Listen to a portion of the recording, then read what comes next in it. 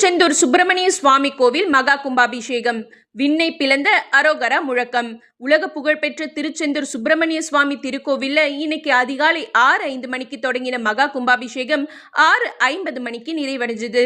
ராஜகோபுர கலசங்களுக்கு கும்பாபிஷேகம் நடத்தப்பட்ட நேரத்துல மூலவர், சண்முகர், வள்ளி, தெய்வானை, பெருமாள், நடராஜர்னு அனைத்து பரிவார மூர்த்தி சுவாமிகளுக்கும் கும்பாபிஷேகம் நடந்துச்சு. சுப்பிரமணிய சாமியோட அருளாசி பெற லட்சக்கணக்கான பக்தர்கள் கோவில் மற்றும் அதன் சுற்று வட்டாரத்துல கூடினாங்க. அரோகரா முழக்கத்தால அந்த பகுதியை பக்தி மயமா சொர்க்கம் மாதிரி இருந்துச்சு.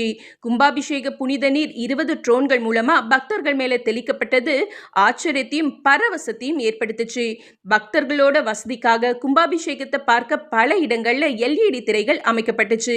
மேலும் தங்கும் வசதி, குடிநீர், கழிவறை, ஆம்புலன்ஸ் வசதிகள், மருத்துவ முகாம்கள்னு முன்ன எப்போதும் இல்லாத அளவுக்கு மிக சிறந்த ஏற்பாடுகள் செய்யப்பட்டிருந்துச்சு.